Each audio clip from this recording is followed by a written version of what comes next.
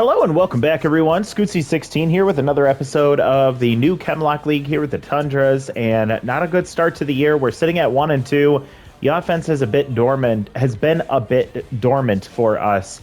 Pitching has been better than I expected, which is nice to see, but I don't expect that to continue here today, at least on the pitching side, with Tenley Knight on the mound against the Chompers, and they've already played 4 games, so they're back around to their ace.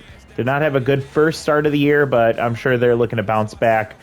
Just a quick look at the schedule, just to give you a heads up. This is a doubleheader. We're going to the Chompers home park for 2 games, and that means that these 2 videos will be posted back-to-back.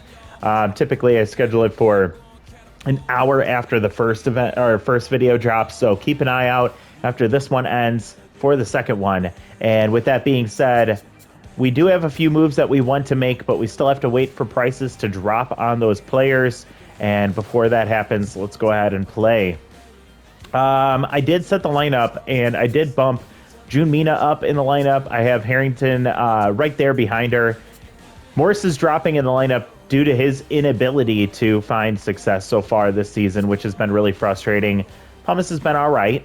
We have Gadman still in the lineup until he gets to the tired state. I am going to keep him in as long as possible. We're going to have Leon Escobar down here in the 8th spot, still on my shit list right now due to the lack of RBI hero effectiveness. And then we have Amos Get Wrecked there in the 9th spot.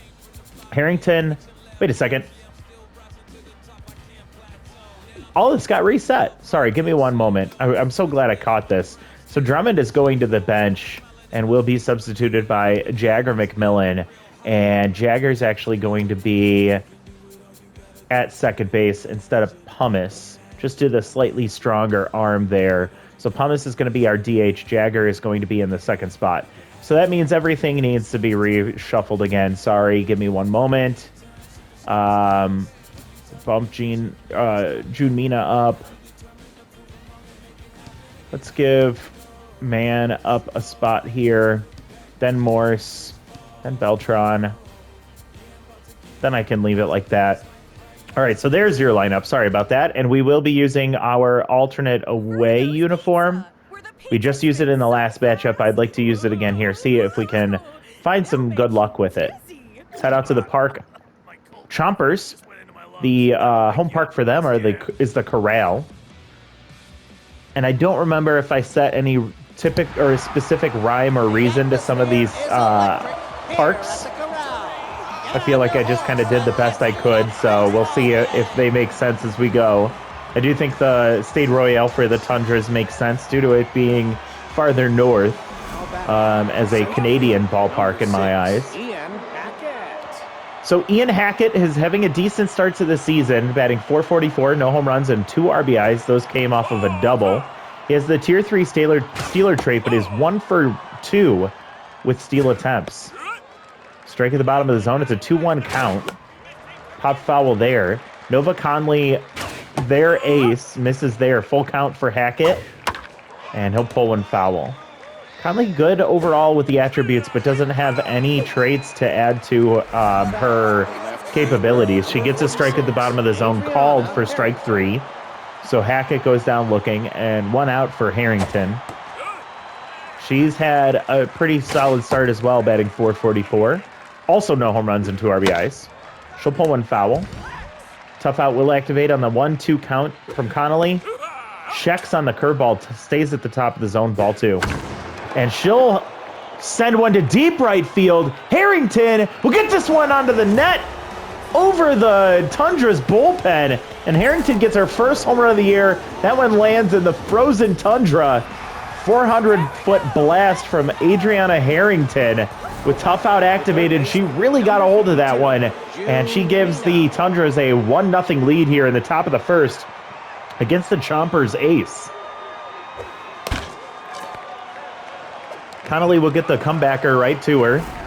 Mina grounds to the pitcher. That's out number 2. And now Gadman will come up, batting .333, has 1 home run, 3 RBIs. All of that came in 1 swing of the bat in the first game of the season. Takes a strike on the outside part of the plate, and then lofts one into center field, and it's going to hang up for Porpetta out there in center. That's out number 3, but a home run off of Harrington, off the bat of Harrington, and Tenley Knight will come up to the pitcher's mound with a lead. Emil Stein will come up, batting 300, 1 home run and 2 RBIs. Leadoff man, looks like a solid player to put in that spot in right field. Pulls one foul, he's down 0-2. Tenley has Metalhead at tier 1, which is negligible. And that one's going to be sent into high center field, hanging up for a while, and Cowie Hackett will haul it in for out number 1. Good start for Tenley. We know how that can go. Good change in the blink of an eye. Gene Fitzpatrick coming up, batting 200, 1 home run, 2 RBIs. Takes a strike. No traits for a few of the players on this team so far. 1-1 count, ball low.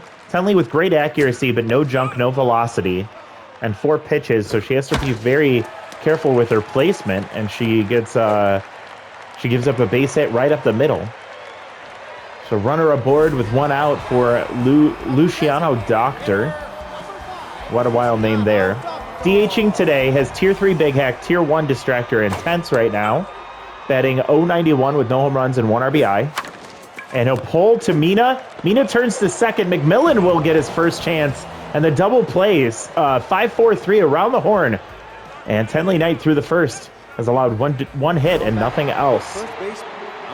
Good spot for the Tundras to try and capitalize and build off of that good start from Tenley Knight and the home run from Harrington. Morse will take a strike at the top of the zone. First pitch prayer is gone. And he'll take another strike. The slider being used effectively here from Connolly. Ball high, it's a 1-2 count. Morse looking to try and get back on track for the first time in his career. He's batting .222 with no home runs and no RBIs.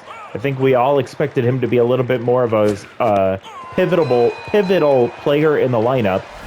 He gets the string pulled on him, and Connolly gets her first strikeout of second strikeout of the day. Morse still looking a bit disappointing, and now Pumice Beltran will come up. She got her first hit in the last game, batting 200 now. Whiffs through strike there. It's a 0-2 count. Pumice will foul back. And right through the top of the strike zone, swung through strike 3. Connolly back-to-back strikeouts, and she's got 2 outs for Jagger McMillan, getting his first appearance as a Tundra. Between him and McMillan, they're probably going to platoon at second quite a bit this year. Takes a strike low and in. 1-1 count, a ball too low. See if McMillan can get on track here. Takes a strike, it's 2-2. And he'll foul one off, a little ahead of that one. Stays in the strike zone to make good contact. Bounces off the glove, 26% chance to miss this one. Shortstop comes charging in. But it was a slow roller behind the pitcher. And Jagger McMillan is able to leg out the infield single. 1 runner aboard with 2 outs for Leon Escobar. He'll take a strike. Batting 143 has been incredibly disappointing. We're going to keep track of how many times he gets RBI Hero activated and can't use it. 1-2 count, and he strikes out. He loses mojo. He is definitely on the chopping block for us. That'll end the inning. A hit allowed on the comebacker from Jagger McMillan, and nothing else. So Kyrie Hammerhead comes up, batting at .444, locked in. 1 home run in the season so far. It was a solo shot. Solid hitter here, utility player. And a ground ball up the middle. You'll note that the Chompers are a Tier 3 scholarly team. And Hammerhead will be on first. What a really cool last name. Oh, they're also Tier 3 discipline, so they are the exact opposite as us. Tense Cern Tedson comes up with Tier 3 fastball hitter. Will take a fastball at right down the middle. And a slider will get pulled into left field, so 2 runners will start the second. Nobody out. And Tedson gets his mojo back over there at first base, and now Harper Fontina, the shortstop playing second base today, is locked in. Tier 3 injury prone. Tier 2. Come on, Mina. Oh, she can't get up to it. And that's going to get over the glove of the third baseman and will load the bases with nobody out in the bottom of the second. Brings us to Kellen Rodriguez, who's tense. Hitless on the year, which, based on our track record, means he's going to get a hit here. Takes the first pitch strike. Tenley in a really tough spot here. And a liner, diving play from Damari Morris, back to second, gets the double play. He pulled off of first, so he had a chance over there, but couldn't get back in time. Luckily, I believe that was Escobar who was ready at second base, and that's a double play. Things changed really significantly as now runners on the corners with 2 outs for Porpetta. Cora Porpetta, the center fielder, is Tier 3 Slowpoke and Tier 1 Butterfingers. She pops foul. It's a 2-1 count with 2 outs. And liner right to Escobar. It's an easy play for him for out number 3. And Tenley Knight, what a pitching performance in the second inning. She gets herself into a jam and gets herself right back out of it. And very quickly, might I add. So that gives her a little bit left, a little more gas left in the tank for the rest of this game. I'm very impressed so far. And a grounder from Get Wrecked right to first base. Fitzpatrick will scoop and step on the bag for out number 1. And we've wrapped to the top of the lineup for the first time. Ian Hackett struck out looking in his first at-bat, looking to see if he can get on base, maybe move around a little bit. We haven't been able to test the arm of the catcher. That's a gift of a strike. 0-2 count. And Hackett will pull one foul. Staying alive. And he checks and holds way outside. It's ball 1. Ball in the dirt, another check and hold, 2-2 now. Hackett will stay alive. Good battle here from him. Curveball doesn't catch the top, and it's full. And he gets the, I think that was the changeup, he fouls off. Fastball blown past him at 93 miles an hour. Hackett loses mojo after 2 straight strikeouts. Said he had a great start to the year, and he's making me look like a fool. Luckily, Adriana Harrington, who homered the last time, will ground to second here. I was going to say, luckily she didn't make me look like a fool, and then she did. So we have a 1-0 lead through 2.5. We go to the bottom of the third. Nelson McCormick, the catcher, batting 125, has a home run, a solo shot this year, but has Tier 3 first pitch prayer, so should hit the strike zone here. Tenley will on the changeup. Fastball high is taken for a ball. Whiffs through strike 2. McCormick, 1-2 count, will ground back to the pitcher, and a misplay from, oh man, a misplay from Tenley Knight, and Escobar comes charging in, and it's going to be an infield single. She had a 6% chance to misplay that, but a runner reaches, and Emil Stein will come back up to the plate for his second at-bat. We'll take a strike. Another strike, and it's an 0-2 count. A line drive to left center field. It's going to get down, rolls all the way to the wall. Cowie Hackett chasing it down. Will come up throwing to the cutoff man. Runner will hold at third. And another jam for Tenley Knight as she has nobody out. Runners on second and third, and Jean Fitzpatrick comes up, who already has a base hit. High pressure situation, great speed at second, no speed at third, but a base hit might score 2 here. Fitzpatrick takes a strike. It's a 1-1 count. Fastball will be fouled off, and now 1-2. A strikeout could do wonders here. Takes high, 2-2 count, and swings through strike 3. Tenley Knight with a big strikeout. I think that's her first of the day and of her career. She is really just a mercenary for us. She's not going to be here long term, but she is really trying to make a petition for staying. Takes a ball outside. Doctor still tense. Ball outside again. 2-0 count, and Big Hack will activate a Tier 3. And a line drive to center field. Cowie can't get to, or sorry, Ian Hackett can't get to it. Did I say Cowie before? I think I'm referring to one of Crack Nasty's series. But a line drive to center drops right in front of Ian Hackett. And both runners score, as we talked about. A base hit allowed both to get moving. Distractor is activated against Tenley, who's also tense right now. It's a 2-1 lead for the Chompers in the bottom of the third with only 1 out, and Hammerhead up, who already has a base hit. 1-2 count for her. And Hammerhead sends one to deep left field. Shallow wall in left field. Up against the wall is Harrington. She's up, and she'll leap, and it's going to get up about 3 or so rows into left field bleachers. A 2-run homer for Hammerhead. His second of the year, goes 367, so not too deep, but deep enough in this ballpark. And that's going to now be a 4-1 lead. So just like we talked about, things can turn in an instant. And Tenley, who got out of a jam in the second, cannot get out of the jam here in the third. This one lofted into right field, should be easily playable for Get Wrecked, and it is. Out number 2. And Fontina Harper, I'm sorry. almost feel like Fontina Harper is the better name. Harper Fontina comes up, and we'll have to face off against pitcher Pop Goodwin, who's seeing his first action as a Tundra, as Tier 1 gets ahead, which he'll use for a strike on the changeup.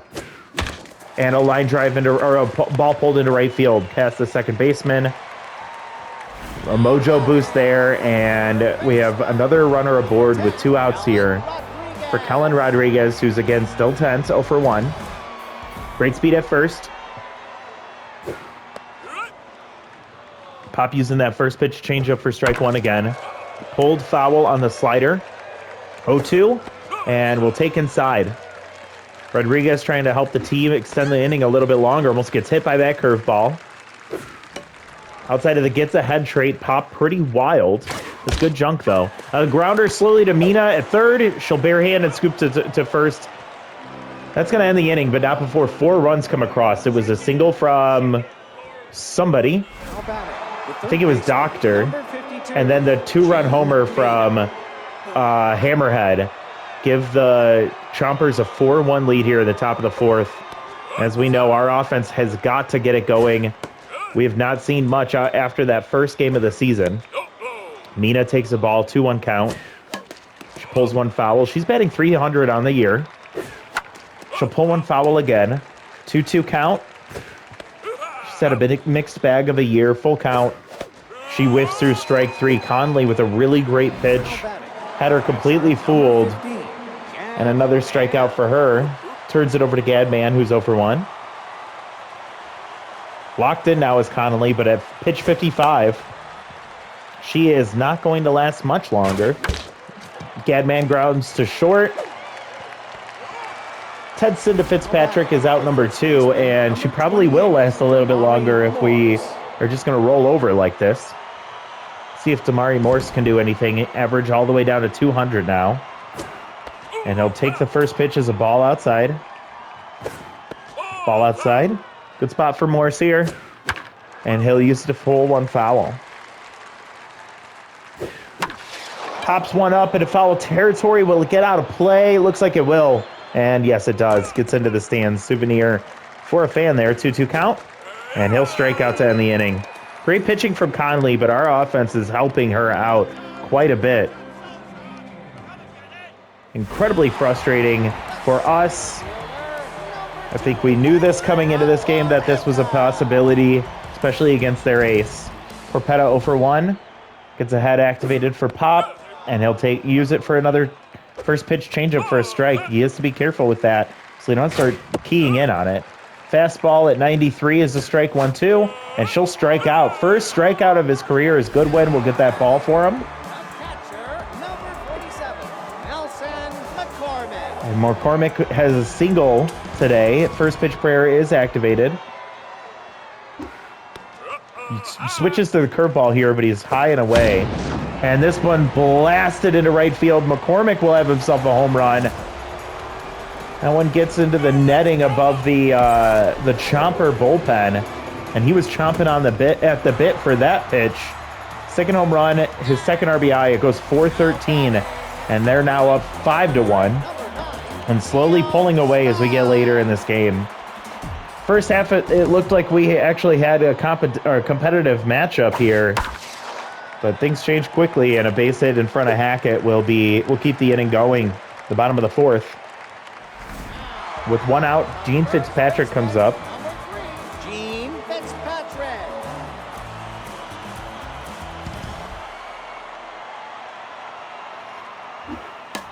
Great speed over at first base as he's locked in. Fitzpatrick looking to see if he can move him around. 1 out. Infield a double play depth. Goodwin approaching 20 pitches now. And he's low. 3-1 here. Not a good spot for Goodwin. Ball 4, he walks him. And 2 aboard with 1 out for Luciano Doctor as an RBI or a 2-run single. But still tense.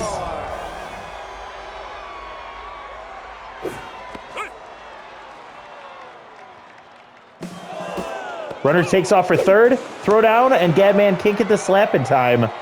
It's going to be a stolen base, and now infield at halfway with 1 out and runners on the corners. 1-2 count, and Goodwin will get him to pop up shallow left field. Who's going to call it? It ends up being Escobar who's tense, and he'll throw home to hold the runner. That's a big out there. But now the toughest opponent that Pop Goodwin will likely face here today, and he won't. It'll go to Ellen Booth, who's half through her stamina. This is not a good spot, but she does have Tier 3 Rally Stopper activated. Gets first pitch strike. Hammerhead takes strike 2. He's still locked in. And a ground ball push foul. We'll do it again. 2 outs, 0-2 count. Swings through strike 3. Ellen Booth with a big strikeout. Biggest moment of her career so far. And she comes through. Now, unfortunately, we're down 5-1 with only 2 innings left to play, and I don't know if our offense has enough in the tank to even push for 4 runs in 2 innings, but at least we know we didn't allow them to get further ahead. If we can get a base hit or 2, Connolly might lose her mojo, and at that point might get pulled. It's going to start with Pumice Beltran, who falls behind 1-2, and she'll ground slowly to short. Tetson has to hurry, and he's going to get the throw over to first in time. Sprinter makes it closer than it would have been, but Beltran's not that fast to start, so it's still not that scary of a play for the shortstop. Jagger with a base hit, but it was an infield grounder past the pitcher. His second at-bat of his career here. He will pull to right. It's going to get caught by, cut off by Fitzpatrick, and a throw to the pitcher will be a quick out, number 2. Not looking good, folks. Connolly finally gets pulled for Alora Fury. Alora is a closer with a 4-seam and a slider. Great accuracy, has average velocity and jump. She gets ahead 0-2. Ball high, no traits. And Escobar fighting for his life up there while tense. 1-2 count. He'll loft one into right field. It's tailing away from the right fielder. He's going to round first and head to second. Stein comes up with the throw, but Escobar standing on second base with 2 outs in the top of the 5th. So they're showing signs of life, at least barely. Great spot for Amos get wrecked here with Tier 3 clutch activated in a high-pressure situation. He's batting .286 on the year. He'll take a strike inside. No home runs, no RBIs.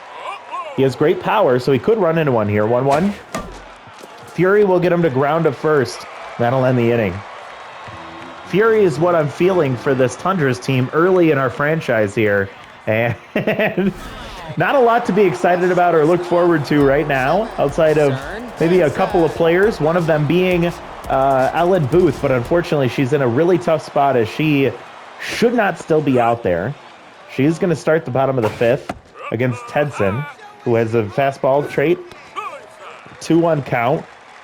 Booth very tired as that ball sails way high and in. 3-1. And a fastball is what she does to try and stay in that at bat. But he sends it right back up the box, and it's a leadoff single. Fontina now on fire after 2 singles today.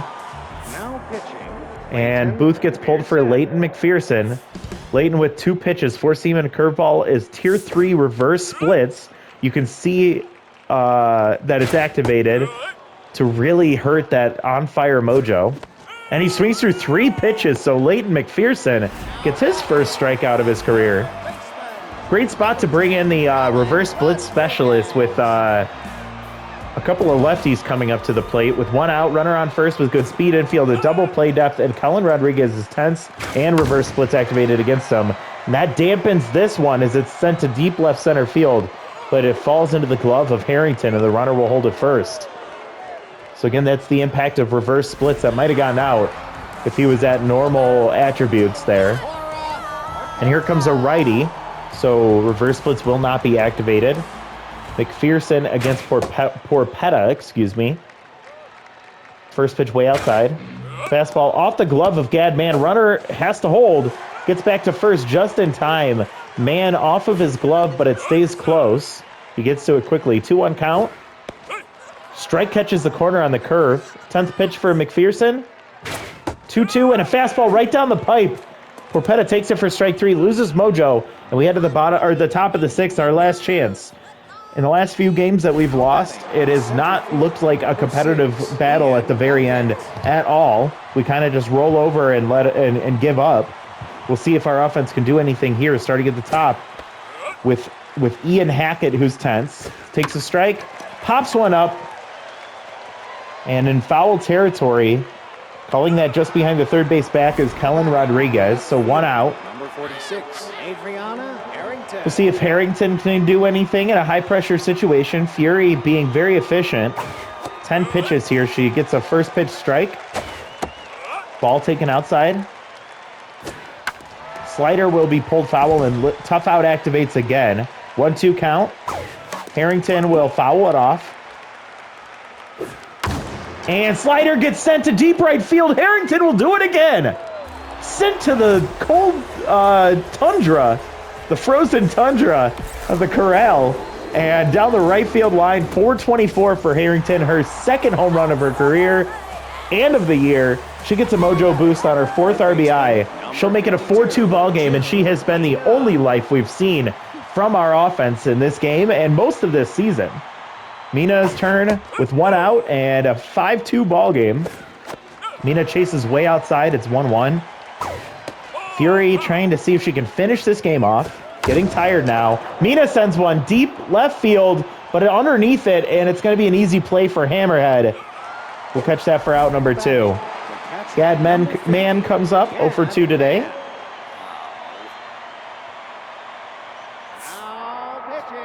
Fury gets pulled for Kerwin Curley. What a great name. Has Tier 3 Elite changeup. Has a four-seam and a curveball. There's the curveball, and it's popped up. Gadman will pop up to the pitcher to end this game. Another ugly loss for the Tundras. This is just game 1 of the doubleheader, so we get another one of these. Luckily, we will have Resplendent on the mound next time out. But man, it is starting to really weigh in on me. The good news is we have a lot of players dropping in salary in the free agent pool and a chance we can start making some moves.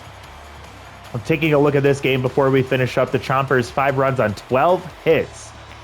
Tundra, 2 runs on 4 hits. For us, it pretty much came off the bat of Adriana Harrington, who went 2 for 3 with 2 home runs, both solo shots. Hits from McMillan and Escobar scattered through the rest of the game, and that was it for us. On the other side, 2 hit days from Stein, Hammerhead, Tedson, Fontina, and McCormick. Home runs from Hammerhead and McCormick, and a 2-run single from Doctor. That's the offense from the Chompers. Knight gets the loss. That's fine. We didn't really expect much out of her, and she is really just holding a place for a cheaper pitcher, or a replacement pitcher. 2 innings, 2+ innings. I should say 2 2/3 innings, 8 hits, 4 earned runs, 1 strikeout, 1 home run. Pop Goodwin comes in. He pitched decently well. He did give up a home run, but goes 1 inning, giving up 3 hits, 1 walk, and 1 strikeout. Ellen Booth with a surprise appearance. She does give up a hit, but she goes 1/3 of an inning, getting 1 strikeout as well. It was a very big strikeout, however. And we have McPherson, who came in for his first appearance. He goes an inning, strikes out 2, does not allow a runner to reach base. So great pitching from the bullpen overall. On the other side, Connolly gets the strikeout, or the win. 4 2/3, 2 hits, 1 earned run. It was a solo shot. She also struck out 7 without allowing a walk. Fury, 1 inning, 2 hits, 1 earned run. It was a home run. And then Curley comes in. So most of the pitchers on this Chompers team look like they have the Y last name trend. And now we will take a look at the top 3. Harrington with the 2 home run day. Hammerhead had a home run, and Nelson McCormick with a home run as well. So through 4 total games, the Tundras don't look like they're in a good spot. Take a quick peek at decision here for loyalty. Pumice is, I think, 22. Yep. And Madison Rowland, not likely to be on the team long term. So I'm fine with dropping the loyalty of her. Well, I guess not dropping, but gaining loyalty for Pumice here. Next, we have Morse or McMillan. Morse is awful, so we're going to go with McMillan here. I'm not interested in anything Morse has to say or do in this game anymore. We'll sim to ahead to our next game. Chompers right ahead of us, but a game and a half ahead of us at 3-2. We're sitting at 1-3, and the Rakers leading the Earth division at 5-1. And we're going to see Luke Resplendent, who pitched really well but stayed in too long in the first game of the season. Our only win was with him on the mound. And Vern Friendly, the number 2 pitcher for the Chompers, with Tier 2 choker, but pitched really well in his first game with a 1.69 ERA and a 1.13 whip. We are going to see what happens since the last game ended. We have -4 speed for Hackett, so love to see that from our Steeler. We have a chance for development for Gadman. +8 velocity for Arjun Swingin, so that's good, but it also means it's going to take a little bit longer to get his to his price point. Lando Frigate, a starting pitcher who we were looking at, just gained walk prone, so that means we are definitely not going to consider him at Tier 3. And that is all of the moves there. Let's take a look at player development. We did briefly talk about this one for Leighton McPherson, but I don't think that's the route we want to go. Plus, I don't think we can afford it. We have definitely not doing this for Bozak. Not doing this for Tenley. Could consider this one for Gadman. He's 27, so I don't know how much development we'll get out of him during his peak years, but we still have to wait a game there. Not doing this for Doherty, and I think this is the one we are interested in, but it may not be available. 30% chance to be there after this next game, but I'd love to get this development, so that's the one we're going to wait for. So nothing just yet. And by the way, this is truly a product of the restrictions we have right now, because we're at 6.4 in surplus, and it's because of Poke Fitzpatrick here and Tenley Knight, who are both significantly being overpaid, which is really hurting us right now. So again, we'll take a look at the sign and release section here, see if there are any other options. I want to find that starting pitcher that we just saw, Lando Frigate. He is not going to be an option for us to consider with the walk-prone trait. Taking a look at availability, we've been talking about Chip Norman. I'd still like to get him in here. We have Milan Tirehead, who's still 0.8 over his. We have Nathaniel Willis, who's going to be our replacement for Escobar. He's at 0.4. I might actually still bite the bullet and make this move here so we can save some money on that catching position. Nathaniel, 32 years old, so I'd still look for an alternate option here at shortstop later on. Or at this point, it may not even matter, depending on our success the rest of the way. See, Kayla Blackburn, she's 1 million over still, so we have to wait for her if we're going to make that move. Trampleson, 0.9 over. We still have a lot of waiting to do. Burry Costa, 1.1 million over his price. Arjun at 0.8. Ashlyn Fry, 1.3. Quincy Health, 0.9. Les Christensen. Ezra Wong is available to make this move here, so I think we'll probably do that. And then Instante Day, still 1 million over. So here's what we'll do. We can make this move from Ezra Wong to Rustin Graham. It is a 1 million increase here, but we are going to save some money in just a second. This is a 1-for-1 on the chemistry, and Ezra's much younger at 24. So I think that this is going to be overall a much better improvement for us. So that's the move we're going to make here first. Next, we're going to bring in Chip Norman will be our option to replace Poke Fitzpatrick here. But before I make that move, I have to get us above Spirited. So in order to do that, we're going to take Nathaniel Willis here, who is 0.4 million over his price, but I'm okay with that. Or I guess, no. I'm just looking at these other options to consider if there's anyone else we can move, at least for the time being, but there is not. So we are for sure going to do this. We're going to bring in Nathaniel Willis to replace Leon Escobar. That's a 0.5 million increase in our cost, but Escobar just so disappointing in so many different ways. Willis is the better defender overall with the better arm. We'll have Tier 3 Dive Wizard, has better contact. We lose in the speed in the power department, but so far we haven't seen anything from Leon to worry about that. Of course, I hate losing an RBI hero, but Dive Wizard makes him a really good defender, and hopefully that helps him get his mojo up, or keep his mojo up. Noodle Arm is a trait that only impacts the intensity of the throw. So at Tier 1, it won't make too much of a difference on his throws, but they'll be slightly weaker, and that's only when it activates. So we do go plus 0.5 here, but again, just for a second, as we're about to get a lot more money back. So we make that move, and now we can finally bring in Chip Norman to replace Poke Fitzpatrick. We get 9.6 million back, and that's going to help us to get back into our correct chemistry structure here. So Chip Norman with Tier 3 clutch, Tier 1 bunter. Don't really care about the bunter trait, but the main thing I care about here is saving money. So I'm really excited about that. We get to 14.5 million in surplus, and we are so close to truly being back on track. And once we can get rid of Tenley Knight, we'll be in a much better position. So we'll keep an eye on this after every game, just because we're getting close to that point where players will be available, but we just made 3 moves.